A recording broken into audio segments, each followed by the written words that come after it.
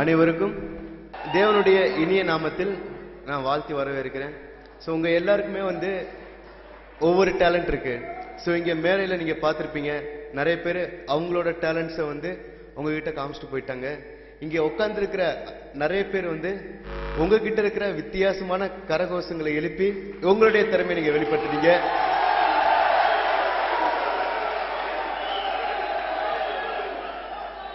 So எனது சில சகோதரர்கள் வந்து ரொம்ப அருமையான கரகோஷத்தை வெளிப்படுத்துறாங்க. அதற்காக நான் தேவனுக்கு நான் நன்றி செலுத்துறேன்.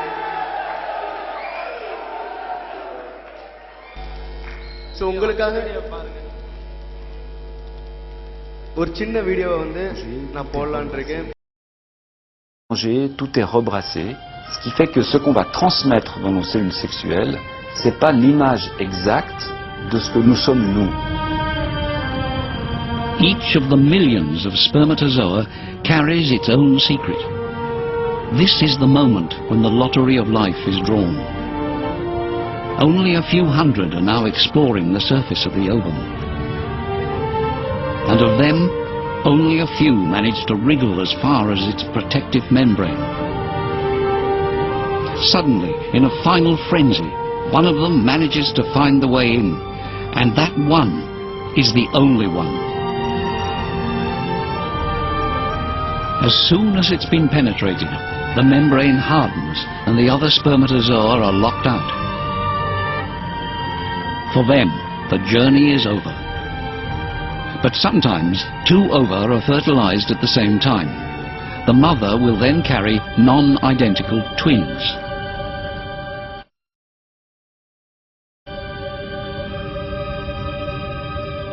For the winner, the journey continues. It sheds its now useless tail and releases its treasure. Manu's genes merge with Barbara's. Of this union, one cell will be born. A single, unique cell. The fruit of desire, the blueprint of a life. An egg.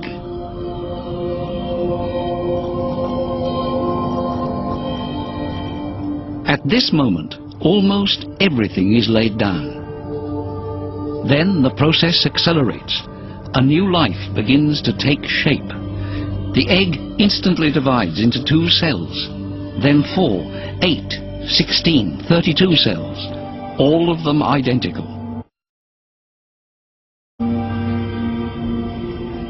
On the 3rd day of its expedition, the egg dives into an immense grotto that it will soon call home, the uterus. On the 6th day, the egg leaves its shell and settles on the wall of this hospitable refuge.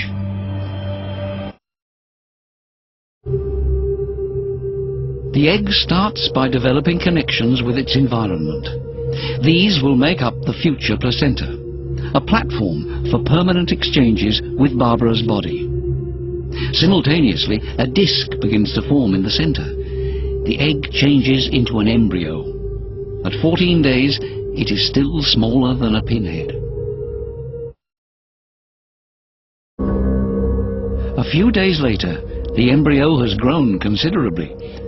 It now rests in the middle of 2 pockets full of liquid, and it goes through an amazing series of transformations. They begin with the formation of the nervous system. A trough forms on its back. Then, like a seam, it closes along its length and becomes a tube. This is the future spinal cord, and these 2 giant protuberances are the future hemispheres of the brain. During this time, the embryo has curled up. A rudimentary heart is slowly forming. Blood vessels begin to appear, and the circulatory system takes shape.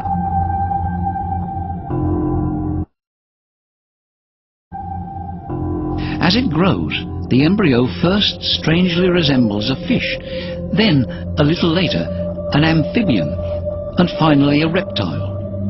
All this is in the natural order of things. The evolving human embryo goes through all the stages of the evolution of the species. It even has a tail, which it will soon lose. In less than 4 weeks, the egg evolves from a single cell to several million perfectly organized cells. for this tiny organism is its own brilliant architect. ரொம்ப பரபரப்பாக ஒரு news வந்தது. எத்தனை பேர் படிச்சிருப்பீங்கன்னு தெரில. So ஒரே பிரசவத்தில் ஒரு பெண்ணுக்கு 8 குழந்தைங்க பிறந்தாங்க. ஸோ இப்போ நீங்கள் பார்த்த இந்த வீடியோவில் பெண்ணோட அவங்களோட வயிற்றுக்குள்ளே பார்த்தீங்கன்னா இந்த ஆணோட ஸ்பெர்ம்ஸ் வந்து ட்ராவல் ஆகி போகுது. ஸோ லட்சக்கணக்கான ஸ்பெர்ம்ஸ் வந்து ட்ராவல் ஆகி போய் ஸோ அதில் பார்த்தீங்கன்னா ஏதாச்சும் ஒன்று தான் வந்து ஜாயிண்ட் ஆகிட்டு கருவாக உருவாகுது. ஸோ அப்படி கருவாக உருவானவங்க தான் இங்கே நிற்கிறேன் நானும், இங்கே உட்காந்துருக்கிறேன் நீங்கள் எல்லாருமே. ஸோ இதெல்லாம் எப்படி சாத்தியமாகும்? தேவனுடைய அநாதி திட்டத்தின்படி தான் இது சாத்தியமாகும். ஸோ இன்றைக்கும் கூட நீங்கள் பல ஊர்களில் இருந்து நீங்கள் வந்திருப்பீங்க. ஸோ திருச்சியிலேருந்து மோகனனை நிறைய பேரை கூப்பிட்டு வந்திருப்பாங்க, தஞ்சாவூர்லேருந்து ரெக்ஸனை நிறைய பேரை கூப்பிட்டு வந்திருப்பாங்க, நாகர்கோயிலேருந்து பிரவீனனை நிறைய பேரை கூப்பிட்டு வந்திருப்பாங்க. ஸோ எல்லாரையும் பார்த்தீங்கன்னா அந்த அண்ணன் கூப்பிட்டு வந்திருப்பாங்க. அவங்கள வச்சு கூப்பிட வச்சது யாருன்னு பார்த்தீங்கன்னா உங்களையும் என்னையும் படைத்த தேவன். இதை எத்தனை பேர் விசுவாசிக்கிறீங்க? உங்களை இந்த இடத்துக்கு அழைத்து வந்த தேவன் உங்களுக்கென்று ஒரு அநாதியான திட்டத்தை வைத்திருக்கிறார். ஸோ எப்படிப்பட்ட திட்டம்னு சொல்லிட்டு உங்களுக்கு நான் ரெண்டு உதாரணத்தை சொல்லி விளக்கலான் இருக்கேன். ஸோ அதுக்கு நான் முதலாக சொல்ல போகிற உதாரணம் ஆபிரகாம் இல்லை ஆபிராம். ஸோ உங்கள் கைகளில் வந்து பைபிள் இருந்தால் எடுத்துக்கொள்ளுங்கள். ஆதியாகமம் அதிகாரம் 12:1. அதில் பார்த்தீங்கன்னா கர்த்தர் ஆபிராமை நோக்கி, நீ உன் தேசத்தையும் உன் இனத்தையும் உன் தகப்பனுடைய வீட்டையும் விட்டு புறப்பட்டு நான் உனக்கு காண்பிக்கும் தேசத்துக்கு போ. நான் உனக்கு காண்பிக்கும் தேசத்துக்கு போ. ஆபிராமுக்கு கர்த்தர் சொல்றாரு. ஸோ இந்த ஆபிராம் என்ன பேக்ரவுண்ட்ல இருந்திருக்காருன்னு நம்ம யாருக்கும் தெரியாது. ஸோ அதுக்கு நம்ம எங்க போலான்னு பார்த்தீங்கன்னா இதே ஆதியாகமம் 11வது அதிகாரத்தில் பார்த்தீங்கன்னா ஆபிராம் யாரு, எங்கிருந்து வந்தாரு, அவரோட அப்பா அம்மா அவங்கள பத்தி டீட்டெயில்ஸ் போட்டிருக்கோம். ஆரான் தன் ஜன்ம பூமியாகிய ஊர் என்கிற கல்தேய தேசத்து பட்டணத்திலே தன் தகப்பனாகிய தேராகு மரிக்கும் முன்னே மரித்தான். தேராகு யாருன்னு பார்த்தீங்கன்னா தேராகு 70 வயதான போது ஆபிராம், நாகோர், ஆரான் என்பவர்களை பெற்றான். ஆபிராம் யாருன்னு பார்த்தீங்கன்னா ஊர் என்கிற கல்தேய தேசத்தை சேர்ந்த ஒரு நபர். ஸோ அவருக்கு பார்த்தீங்கன்னா நிறைய சொத்து இருந்திருக்கு. அவரோட கூட பிறந்தவங்க 2 பேர்.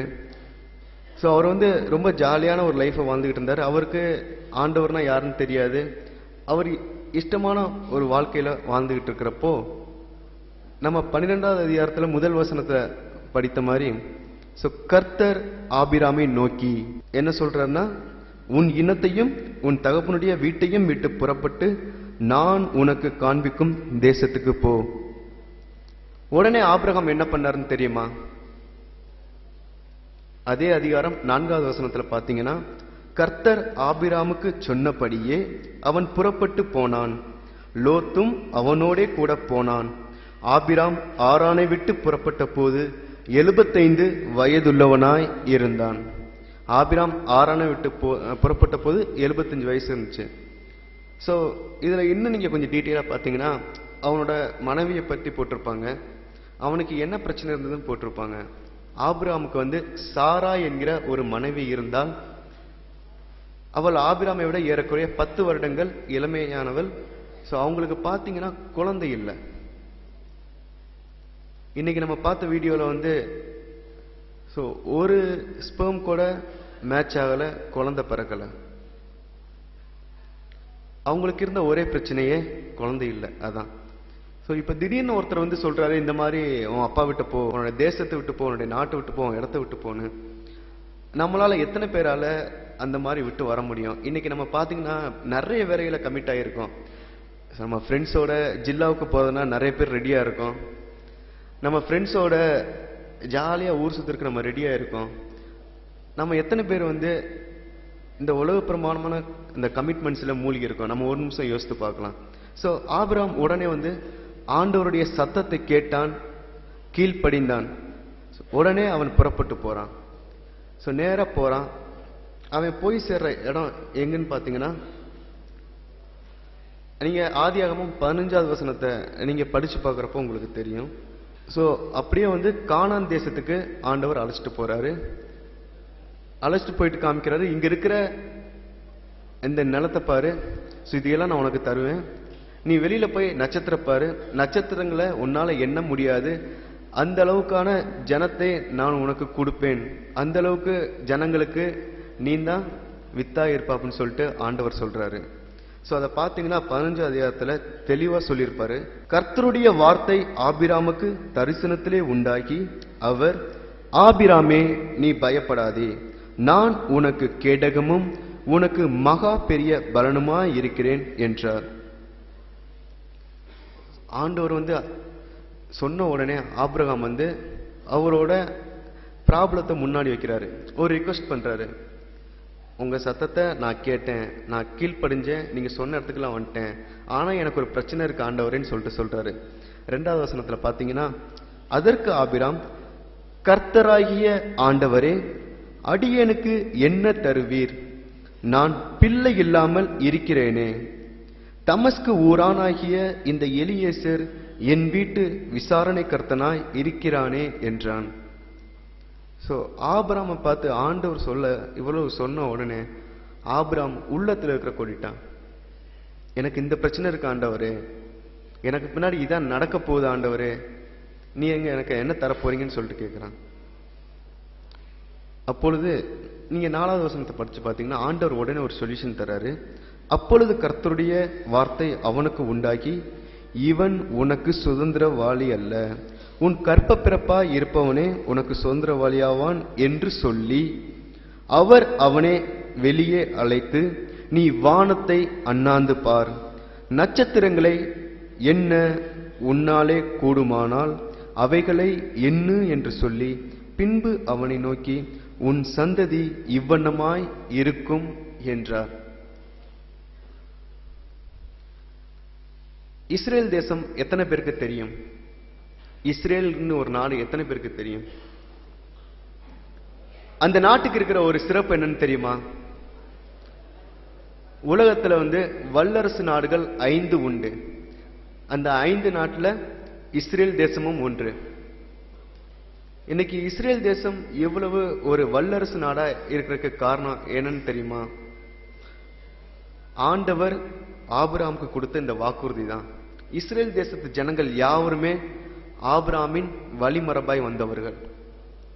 சோ இதை எப்படி ஆண்டவர் ஆன்சர் பண்ணாரு, எப்ப ஆன்சர் பண்ணான்னு பாத்தீங்கன்னா, ஆபிரகாமுக்கு 99 வயசானப்போ, அவனோட சொந்த இடத்தை விட்டு வர்றப்போ வயசு 75, ஏறக்குறைய 25 வருடங்கள் கழித்து அவனுடைய ப்ராப்ளத்துக்கு ஆண்டவர் சொல்யூஷன் தர்றாரு. நீங்க அப்படியே போயிட்டு 21வது அதிகாரத்துக்கு போனீங்கன்னா 2வது வசனத்துல ஆண்டவர் சொல்யூஷன், ஆபிரகாம் முதிர் வயதாய் இருக்கையில், ஆபிரகாமா மாறிட்டாரு. ஆபிரகாம் முதிர் வயதாய் இருக்கையில் சாராள் கர்ப்பவதியாகி தேவன் குறித்திருந்த காலத்திலே அவனுக்கு ஒரு குமாரனை பெற்றாள். அவருடைய ப்ராப்ளத்தை தேவன் கிட்ட முன் வச்ச உடனே ஆண்டவர் வந்து அவனுக்கு ஒரு நல்ல ஆன்சர் பண்ணாரு. அவனுக்கு ஒரு குமாரனை கொடுத்தார். சோ தேவன் என்ன பண்ணார்னா, அதுக்கு முன்னாடி ஒரு இடத்துல ஒரு வாக்கு பண்ணியிருப்பாரு, அநேக தேசங்களுக்கு ஜாதிகளுக்கு நான் உன்னை அதிபதியாக்குவேன், சோ அதனால உன்னுடைய பெயர் ஆபிராம் இல்ல ஆபிரகாம் சொல்லுவாரு. சோ இப்படி ஆண்டவரை அறியாத ஆபிரகாமாய் மாறினா, ஆண்டவர் அவனுக்கு வாக்கு கொடுத்தபடியே ஒரு அழகான ஒரு ஆண்மகவை கொடுத்த 25 வருடங்களுக்கு அடுத்து. இப்பொழுதும் கூட நீங்கள் ஒருவேளை ஆண்டவரை அறியாத சூழ்நிலையில் இருந்து நீங்கள் இந்த இடத்துக்கு வந்திருக்கலாம். உங்களுக்கு நிறைய பிரச்சனைகள் உண்டு, நீங்க நிறைய பேரை தேடி போயிருப்பீங்க. அவங்களால வந்து உங்களுடைய பிரச்சனைக்கு வந்து ஒரு சிறிய கால இடைவெளிக்கு மட்டுமே சொல்யூஷன் தர முடியும்.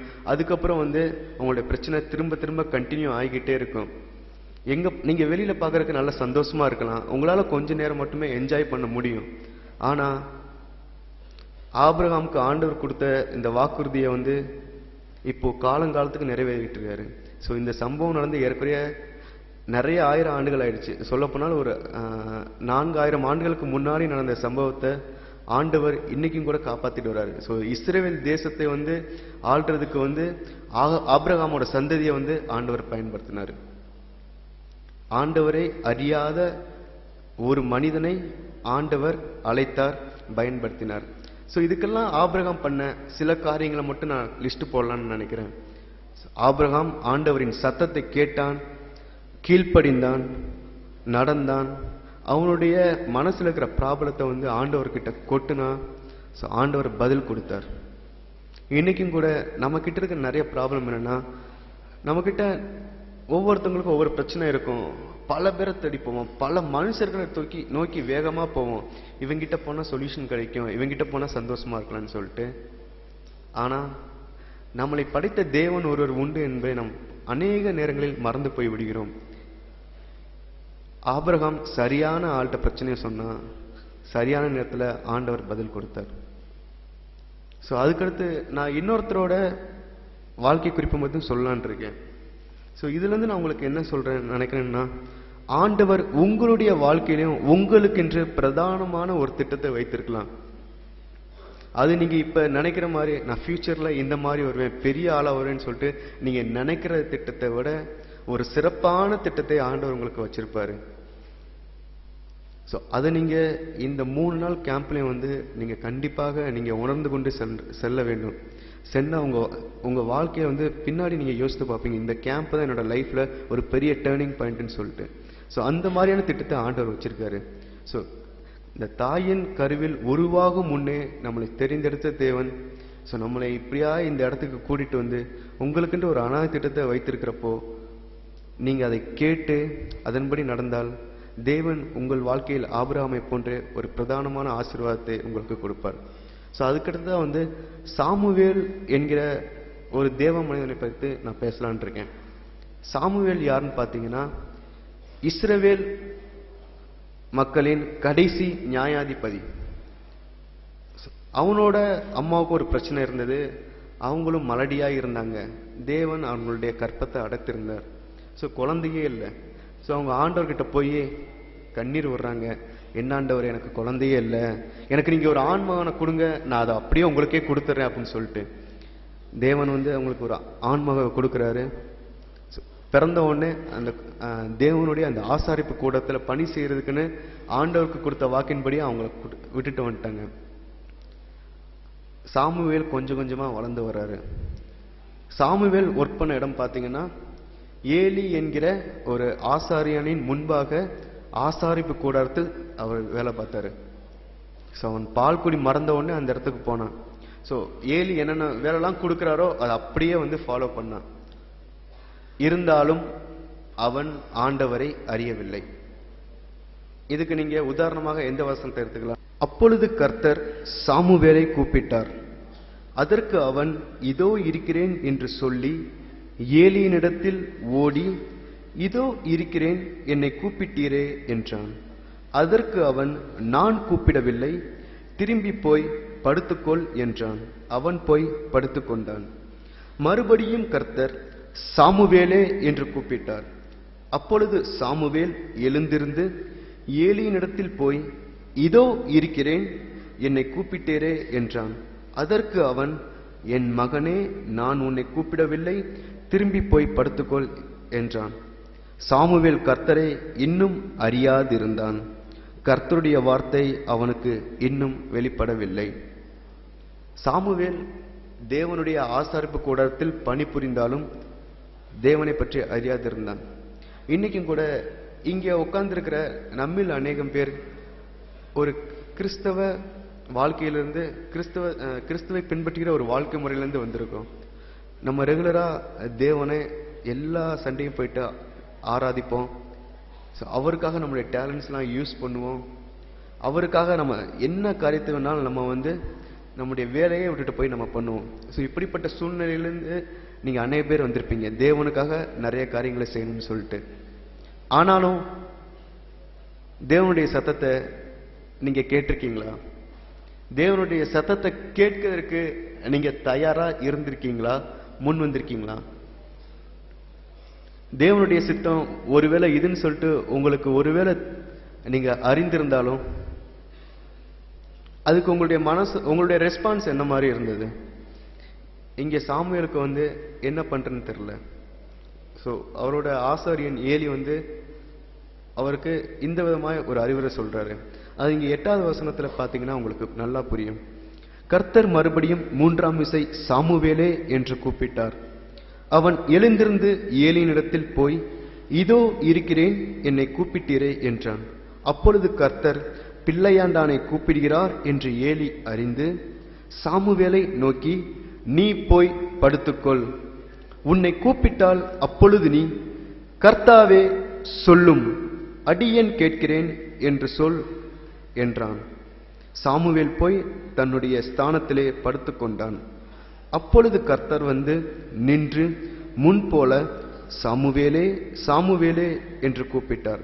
அதற்கு சாமுவேல், சொல்லும், அடியேன் கேட்கிறேன் என்றார். இப்பொழுது சாமுவேலுக்கு கூப்பிடுறது யாருன்னு சொல்லிட்டு தெரிஞ்சது. சாமுவேல் கேட்ட உடனே ஆண்டவர் அவனுக்கு ஆன்சர் பண்றாரு. இந்த அதிகாரத்தை நீங்க முழுசா படிச்சீங்கன்னா தேவன் அவன்கிட்ட நிறைய வார்த்தைகளை, நிறைய காரியங்களை இஸ்ரவேலுக்கு பின்னால செய்ய போறத சொல்லியிருப்பாரு. ஒருவேளை தேவன் இப்படியான காரியங்களை உங்களை பயன்படுத்தலான்னு இருக்கிறப்போ நம்ம எத்தனை நாள் அவருடைய சத்தத்துக்கு செவி கொடுக்காம இருந்திருக்கோம். ஸோ இங்க இந்த 9வது வசனத்துல சாமுவேல் கிட்ட இருந்து நம்ம கத்துக்கிற காரியம் என்னன்னு பாத்தீங்கன்னா, கர்த்தாவே சொல்லும், அடியேன் கேட்கிறேன் என்று சொல் என்று ஏலி சொன்ன உடனே கர்த்தர் கூப்பிடுறப்போ, சொல்லும், அடியேன் கேட்கிறேன். ஆண்டவருடைய வார்த்தையை கேட்கிறான், நான் அதை ஒபே பண்றேன்னு ரெடியா இருக்கான். ஸோ ஆண்டவர் அவனுக்கான காரியங்களை வெளிப்படுத்துறாரு. ஒருவேளை நீங்க ஒரு கிறிஸ்தவ மத பின்னணியிலிருந்து நீங்க இந்த இடத்துக்கு வந்திருந்தீங்கன்னா, உங்களுக்காக ஆண்டவர் வச்சிருக்கிற பிளான்ங்கிற நீங்க அவர்கிட்ட கேளுங்க. அவரே உங்களுக்கு கூப்பிட்டாருன்னா நீங்க அதுக்கு உங்களுடைய காதுகளை விரிவாய் திறந்து கேளுங்கள். அவர் உங்களுக்கான வச்சிருக்கிற ஒரு நல்லதொரு திட்டத்தை நீங்க பிடித்துக் கொள்ளுங்கள். நான் உங்களுக்கு சொன்னது 2 காரியம். நீங்க ஒருவேளை வேற்று மத பின்னணியிலிருந்து நீங்க வந்திருந்தீங்கன்னா ஆபிரகாமை போல, ஸோ ஆபிரகாம் யாரோ ஒருத்தர்னு சொல்லிட்டு அதை உதாசீனப்படுத்தாம அவருடைய சத்தத்துக்கு முழுவதுமாய் கேட்டு கீழ்ப்படிந்து அவன் வந்ததுனால அவருடைய பெரிய, இப்போது நம்ம கண்கள்ல பார்க்கக்கூடிய ஒரு பெரிய வல்லரசு நாட்டை ஆளக்கூடிய ஒரு சந்ததியை அவனிடத்தில் தோன்றதுக்கு ஆண்டவர் கிருபை கொடுத்தாரு. சாமுவேலை போல ஒரு மிகச்சிறந்த ஒரு நியாயாதிபதியா இஸ்ரவேலுக்கு கிடைக்கிறதுக்கு தேவன் கொடுத்தாரு. அப்படியாய் உங்களை ஒரு சாமுவேலை போல, ஒரு ஆபிரகாமை போல தேவன் மாற்றுறதுக்கு இந்த இடத்துல அவர் ரெடியா இருக்காரு. நீங்க எத்தனை பேர் ரெடியா இருக்கீங்க? சோ உங்களுக்காக ஆண்டவர் வச்சிருக்கிற திட்டம் என்ன? இந்த இடத்துக்கு உங்களை அழைச்சிட்டு வந்தவர் ஆண்டவர் தான். சோ உங்களுக்காக அவர் வைத்திருக்கிற திட்டத்தை நீங்க எப்படி தெரிந்து கொள்ள போறீங்க? சோ அதுக்கான ஆன்சரை உங்ககிட்ட நான் சொல்லலான் இருக்கேன். மத்தேயு எழுதின நற்செய்தி அதிகாரம் 13 வசனம் 44. அன்றியும் பரலோக ராஜ்யம் நிலத்தில் புதைத்திருக்கிற பொக்கிஷத்துக்கு ஒப்பாய் இருக்கிறது.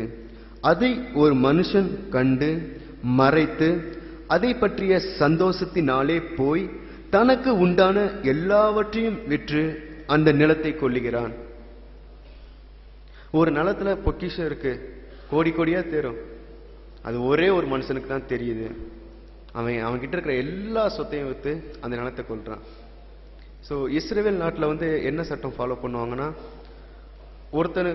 ஒருத்தனோட பொருளை இன்னொருத்தன் காசு கொடுத்து வாங்கிட்டான்னா அந்த பொருளால இவனுக்கு ஆதாயம் வந்துச்சுன்னா அதை கொடுத்தவன் திரும்ப கேட்கக்கூடாது. இங்க பாத்தீங்கன்னா அந்த நிலத்துல பெரிய பொக்கிஷம் இருக்குன்னு சொல்லிட்டு அவனுக்கு தெரியுது. அவன் கிட்ட இருக்கிற எல்லாவற்றையும் விட்டு அந்த நிலத்தை வாங்கி கொள்றான். ஸோ அந்த பெரிய பொக்கிஷம் வேற யாருமே இல்லை, இங்க உட்கார்ந்துருக்கிற நீங்க எல்லாருமே தான். ஸோ உங்களுக்காக எல்லாவற்றையும் திறந்து விட்டு வர ஆண்டவர் ரெடியா இருக்காரு. நீங்க தான் அந்த பெரிய பொக்கிஷம். அப்படியே கீழே இன்னும் 2 வசனம் இருக்கு, அதை நீங்க படிச்சீங்கன்னா இன்னும் உங்களுக்கு தெளிவா புரியும். மேலும் பரலோக ராஜ்யம் நல்ல முத்துக்களை தேடுகிற வியாபாரிக்கு ஒப்பாய் இருக்கிறது. அவன் விலை உயர்ந்த ஒரு முத்தை கண்டு போய் தனக்குண்டான எல்லாவற்றையும் விற்று அதை கொள்ளுகிறான். பரலோக ராஜ்யம் நல்ல முத்துக்களை தேடுகிற வியாபாரிக்கு ஒப்பாயிருக்கிறது. அந்த நல்ல முத்துக்கள்லாம் யாருன்னு தெரியுமா? இங்க இருக்கிற பாஸ்கரும், இங்க இருக்கிற கிறிஸ்டோபரும், இங்க இருக்கிற நீங்க எல்லாருமே தாங்க நல்ல முத்துக்கள். உங்களை தேடிதான் ஆண்டவர் வந்திருக்காரு. இப்படியா ஆண்டவர் வாலண்டியரா உங்ககிட்ட வராரு. ஸோ அவருக்காக, அவர் உங்ககிட்ட சொல்ற அந்த காரியத்துக்கு கேட்கறதுக்காக நீங்க எல்லாம் ரெடியா இருக்கீங்களா? ஸோ நம்ம எந்த சூழ்நிலையிலிருந்து நம்ம வந்திருந்தாலும் அவர் உங்களுக்காக வாலண்டியரா வராரு. ஸோ இன்னைக்கு நம்ம வாழ்ற இந்த உலகத்துல வந்து நம்மளுக்குன்னு நிறைய பிரச்சனை இருக்கு. ஸோ நம்ம காலேஜில் படிச்சோம்னா நிறைய பேருக்கு படிப்பே வராது. ஐயோ கெமிஸ்ட்ரியா வரவே வராது, தெர்மோடைனமிக்ஸா சுத்தம் புரியவே புரியாது, ஈக்குவேஷன்லாம் எப்படி சால்வ் பண்றது.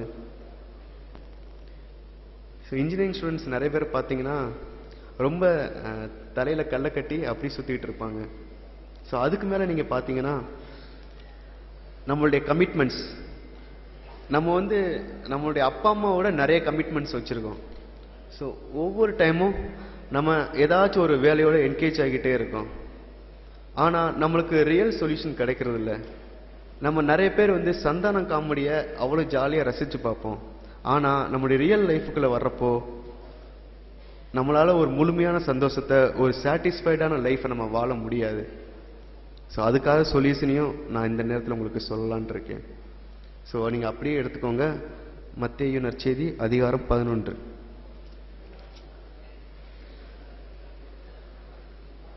வசனம் 28. வருத்தப்பட்டு பாரம் சுமக்கிறவர்களே, நீங்கள் எல்லாரும் என்னிடத்தில் வாருங்கள், நான் உங்களுக்கு இளைப்பாறுதல் தருவேன். வருத்தப்பட்டு பாரம் சுமக்கிறவர்களே, நீங்கள் எல்லாரும் என்னிடத்தில் வாருங்கள், நான் உங்களுக்கு இளைப்பாறுதல் தருவேன். ஸோ நீங்க எல்லாரும் எவ்வளவு பெரிய பாரத்தோட இந்த இடத்துக்கு வந்திருந்தா உங்க எல்லாருக்குமே இளைப்பாறுதல் தரக்கூடிய ஒரு தெய்வம் இந்த இடத்துல இருக்காரு. உங்களுக்காக 3 நாட்கள் அவர் இந்த இடத்துல காத்திருக்க போறாரு. உங்களையே நீங்க ஒப்பு கொடுங்க. உங்களுக்கான ஒரு பிரதானமான திட்டத்தை ஆண்டவர் இந்த இடத்துல வெளிப்படுத்துவார். ஸோ அதை நீங்க பற்றி பிடித்துக்கிட்டீங்கன்னா உங்களுடைய லைஃப் ரொம்ப பிரகாசமா இருக்கும். ஸோ எப்படி ஆபிரகாமுக்கான ஒரு நல்ல லைஃப் ஆண்டவர் கொடுத்தாரோ, சாமுவேலுக்கு ஒரு நல்ல லைஃப் ஆண்டவர் கொடுத்தாரோ, அப்படிப்பட்ட ஒரு நல்ல லைஃபை ஆண்டவர் உங்களுக்கும் கொடுப்பார். ஸோ நம்ம இருக்கிற இடங்கள்ல அப்படியே தலையை தாழ்த்தி நாமே தேவனுடைய திட்டத்துக்கு ஏற்றபடியாய் ஒப்பு கொடுக்கலாமா? நல்ல பிதாவே, உம்மை நன்றியோடு நினைக்கிறோம், ஸ்தோத்தரிக்கிறோம். ஒரு அருமையான முகாமுக்காய் எங்கள் நீர் பெயர் சொல்லி அழைத்து வந்தீர். அதற்காக உமக்கு நாங்கள் நன்றி செலுத்துகிறோம். எங்களுடைய பிரயாணத்தை நீர் வாய்க்க பண்ணி எங்களுக்காக நாங்கள் ரிலாக்ஸ் செய்யறதுக்கு அருமையான கலை நிகழ்ச்சிகளை நீங்க கொடுத்தீங்களே, அதற்காக நாங்கள் நன்றி செலுத்துறோம் ராஜா. இப்படியாய் நீர் எங்களோடு பேசிய வார்த்தைகளுக்காய் நன்றி ராஜா. இதோ கர்த்தாவே, பலவித சுமைகளாலும் நாங்கள் பாரத்தோடு வந்து இந்த இடத்துல நிற்கிறோம். இதோ வருத்தப்பட்டு பாரம் சுமைக்கிறவர்களே, கர்த்தாவே நீரே கர்த்தாவே என்னிடத்தில் வாருங்கள் இளைப்பாறுதல் தருவேன் என்று சொன்னது போல எங்களுடைய சுமைகள்லாம் நாங்கள் தாழ்த்தி இந்த இடத்துல வைக்கிறோம். எங்களுக்கு நல்ல சொல்யூஷனை பெற்றுட்டு நாங்கள் இந்த இடத்த விட்டு திரும்பி செல்ல எங்களுக்கு உதவி செய்யும். இந்த கேட்ட சத்தியங்கள் எங்களுடைய இருதயங்களுக்குள்ளாய் கிரியை செய்யட்டும். சகலத்தையும் தாழ்த்தி உமது கரங்களை ஒப்படைக்கிறோம். இயேசு கிறிஸ்துவின் மூலம் எங்கள் ஜெபங்களை எடுக்கிறோம். ஜெபம் கேளும் எங்கள் அன்பின் பரலோக பிதாவே. அண்ணன் என்ன சொன்னாங்கன்னு கவனிச்சிங்களா? நான் சொன்னேன், இந்த இன்ட்ரோடக்ஷன் டாக் கொடுக்கறதுக்கு முன்னாடி நான் சொன்னேன், நீங்க எல்லாரும் பல கேள்விகளோட வந்திருப்பீங்க, எதுக்கு இந்த கேம்புக்கு வந்திருக்கோன்னு சொல்லிட்டு அண்ணன் வசனத்தின் மூலமா அழகா நமக்கு காமிச்சாங்க. We are called not by the leaders, but we are called by the Lord God. ஏதோ நம்மளை அண்ணன்மார் அழைச்சிட்டு வந்தாங்கன்னு வரல, தேவன் நம்மளை அழைத்திருக்கிறார். நாம் தேவனால் அழைக்கப்பட்டு இந்த முகாமுக்கு வந்திருக்கிறோம் அப்படின்னு சொல்லி அண்ணன் நமக்கு கற்றுக் கொடுத்தாங்க. இந்த நேரத்தில் நான் உங்கள்ட்ட ஒன்று சொல்லிக்கொள்ள விரும்புகிறேன். ஆண்டவர் நம்மளை இந்த கேம்புக்கு அழைத்து கொண்டு வந்தார்னு சொல்லிட்டு உங்க சிந்தைகளை நீங்க பதித்துக் கொள்ளும்படியா நான் கேட்கிறேன். இன்ஜினியரா பணி புரிஞ்சிட்டு இருக்கிறாங்க. அது மாத்திரம் இல்ல, அங்கிள் வந்து ஸ்டேட் அசோசியேட் கோஆர்டினேட்டரா கர்த்தருடைய ஊழியத்தை செய்து கொண்டிருக்கிறாங்க. மேலும் தூத்துக்குடி மாவட்டத்தோட ஒருங்கிணைப்பாளரா அங்கிள் வந்து ஊழியம் செஞ்சிட்டு இருக்கிறாங்க. அங்கிளை கரங்களை தட்டி வரவேற்கலாமா? ஒரு குழந்தை வந்து ஒரு நாளைக்கு 500 முறை சிரிக்கான், சரிதானா? ஒரு சராசரியான மனிதன் வந்து ஒரு நாளைக்கு 15 முறை சிரிக்கிறானா. சராசரியான மனிதன் யாருன்னா உங்களை மாதிரி வாலிபர்கள், இன்னும் கொஞ்சம் வயசு கூடினவங்க, அவங்களாம் ஒரு 15 முறை சிரிக்கிறாங்களாம் ஒரு நாளைக்கு. இன்னும் பொறுப்புல உள்ளவங்க நிறைய பேர் இருக்காங்க, அதுல நிறைய பேர் கோபக்காரங்க இருப்பாங்களாம், கொஞ்சம் சிடுமுஞ்சித்தனமா இருக்கிறவங்களாம் சிரிக்கிறதே இல்லையா. ஆமா, ஆனா நீங்க பாத்தீங்கன்னா சராசரி மனிதனை விட நீங்க அதிகமாவே நல்லா சிரிச்சு சந்தோஷமா இருக்கீங்க, அப்படிதானே?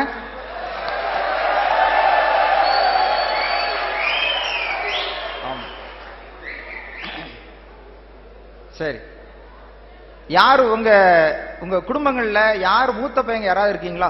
உங்க குடும்பங்கள்ல நான் தான் மூத்தவன் அப்படின்னு. சரி, ரைட், ரைட், கைகளை விட்டுருக்கு. ரைட், உங்க அப்பா வந்து திடீர்னு உங்க அப்பா கூப்பிடுறாங்க, உங்க அப்பா வந்து உங்கள்கிட்ட சொல்றாங்க, நம்ம இவ்வளவு நாள் வாடகை வீட்டுல இருந்துட்டோம், நம்ம வந்து ஒரு வீடு கட்டணும்டா அப்படின்னு உங்கள்கிட்ட சொல்றாங்க. அப்ப நீங்க எங்கன்னு கேட்பீங்க? நமக்கு இடம் வாங்கி போட்டிருக்கோம்ல, அந்த இடத்துல நம்ம வந்து நாளைக்கு போய் ஜோம் பண்ணி ஆரம்பிச்சிடலாமா அப்படின்னு கேட்பீங்க. ஜோம் பண்ணி ஆரம்பிச்சுன்னு உங்க அப்பா சொல்றாங்க, உடனே நீங்க சரிப்பா அப்படி நம்ம நாளைக்கு செஞ்சிடலாம் அப்படின்னு சொல்லுவீங்க. அந்த நாளை நீங்க என்ன நாள்னு சொல்லுவீங்க?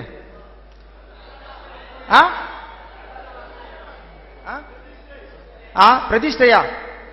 சரி, பிரதிஷ்டை வச்சுக்கலாம். அது வீடு பிரதிஷ்டை, வீடெல்லாம் கட்டி முடிச்ச பிறகுதான் பிரதிஷ்டை. தூத்துக்குடியில என்ன சொல்லுவாங்க தெரியுமா? எங்களுடைய மாவட்டங்கள் என்ன சொல்லுவாங்க தெரியுமா? ஆமா, நாள் செய்யறது. கரெக்ட், நாள் செய்யறது. ராமநாடுபுரத்துல, ராமநாடுல இருந்து வந்திருக்கீங்களா? உங்க பக்கம் என்ன சொல்லுவாங்க? ராமநாடு சிவகங்கையில இருந்து நல்ல நாள்னு சொல்லுவீங்களா? வானம் தோன்றதுன்னு சொல்லுவீங்களா? வானம் தோன்றது. சரி, எல்லா மாவட்டத்தையும் விட்டுருவோம், கன்னியாகுமரி மாவட்டத்துக்காரங்கிட்ட கேட்போம்.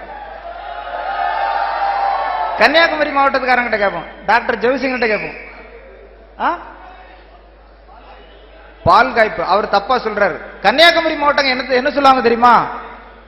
வீடு வைக்கிறது சொல்லுவாங்க. நான் நாளை வீடு வைக்கிறதுக்கு நாள் செய்ய போறேன் அப்படின்னு ஏதோ சொல்லுவாங்க. வீடு வைக்கிறது ஏதோ சொல்லுவாங்க. கன்னியாகுமரிக்காரங்க யாருமே இல்லையா? சரி, ரைட். ஆமா, நம்ம இன்னைக்கு எதுக்கு வந்திருக்கோம்னா, இவ்வளவு நாளும் நம்மளுடைய இன்னொரு விதமான வாழ்க்கையில நம்ம வாழ்ந்து வந்திருக்கோம்.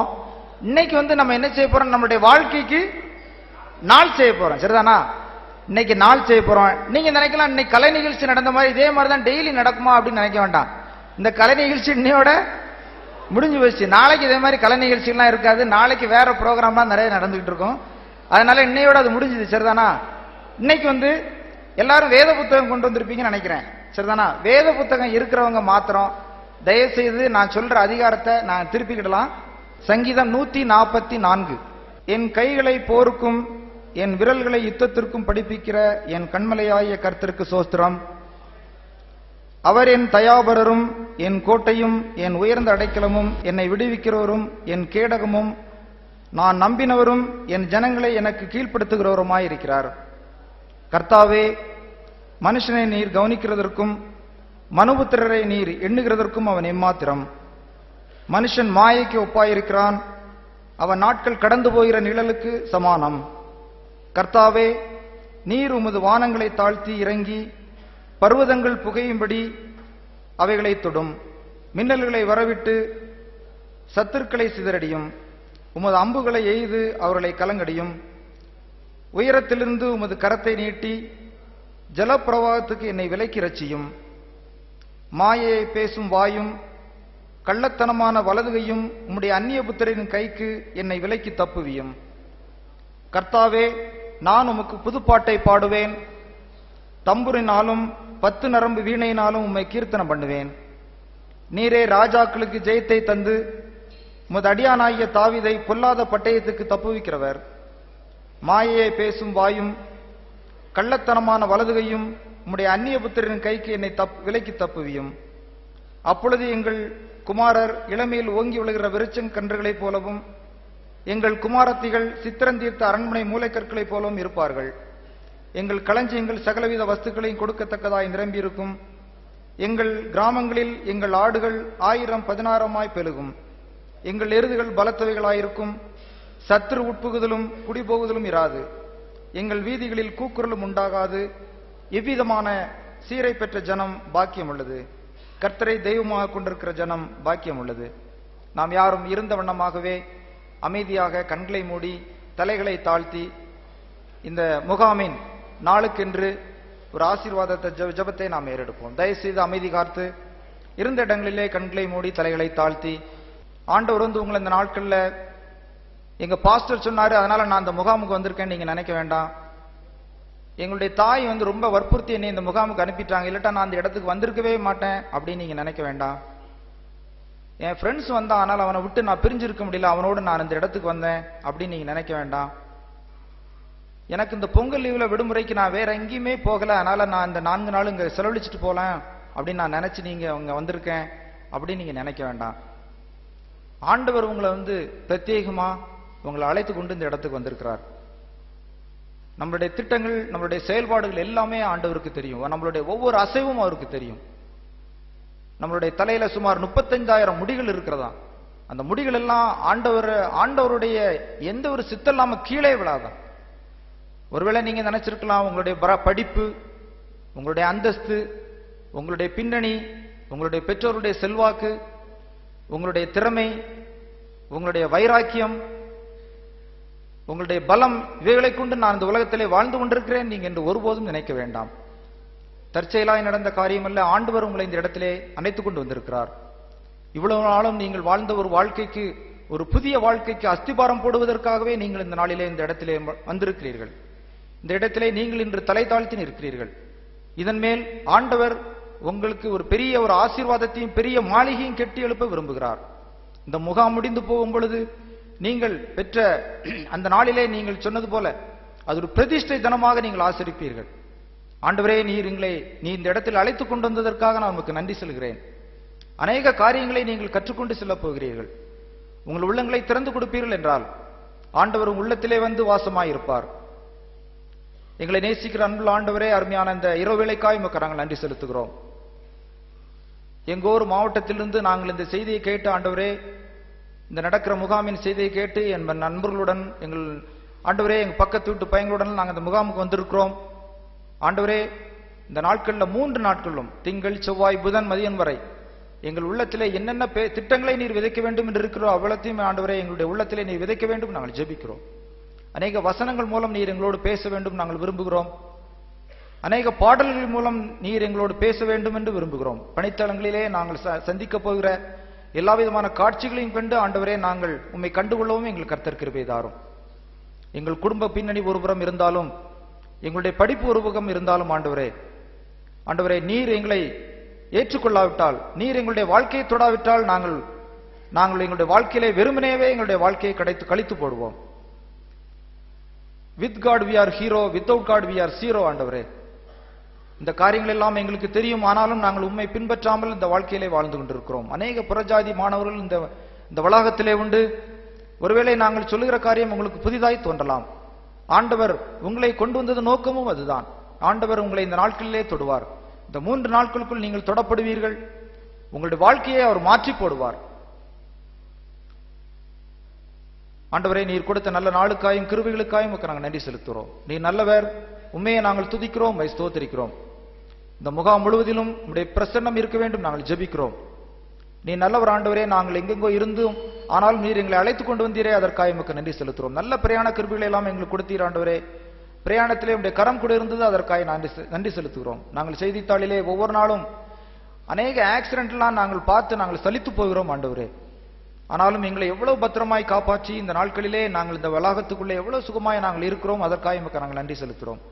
நாங்கள் விட்டு வந்த உடன்பிறந்தவர்கள் உண்டு, பெற்றோர்கள் உண்டு ஆண்டவரே, அவர்களையும் நீர் பொறுப்படுத்திக் கொள்ள வேண்டும் நாங்கள் ஜெபிக்கிறோம். நல்ல சரீர சுக பலன்களை நீர் தர வேண்டும் நாங்கள் ஜெபிக்கிறோம். எங்களுடைய பின்னான வாழ்க்கையெல்லாம் நாங்கள் விட்டு உமக்கு நேரே ஓடி வர எங்கள் கர்த்தர் கிருபை தாரும். இந்த முகாமை நீர் ஆசீர்வதிக்க வேண்டும் ஜெபிக்கிறோம். பிதா குமாரன் பரிசுத்தாவின் நாமத்தினாலே இந்த முகாமை நாங்கள் பிரதிஷ்டை செய்கிறோம். இங்கு தலை தாழ்த்தில் இருக்கிற ஒவ்வொரு மாணவர்களையும் நாங்கள் பிரதிஷ்டை செய்கிறோம் ஆண்டவரே. எல்லாவற்றையும் நீ பொறுப்படுத்திக் கொள்ள வேண்டும் என்று ஜெபிக்கிறோம். மீதமுள்ள நேரம் நீர் பொறுப்படுத்திக் கொள்ளும், எங்களை வழி நடத்தும், எங்களை ஆசீர்வதியும், காத்துக்கொள்ளும். எல்லாவற்றையும் இயேசுவின் நாமத்தில் வேண்டுகிறோம் பிதாவே.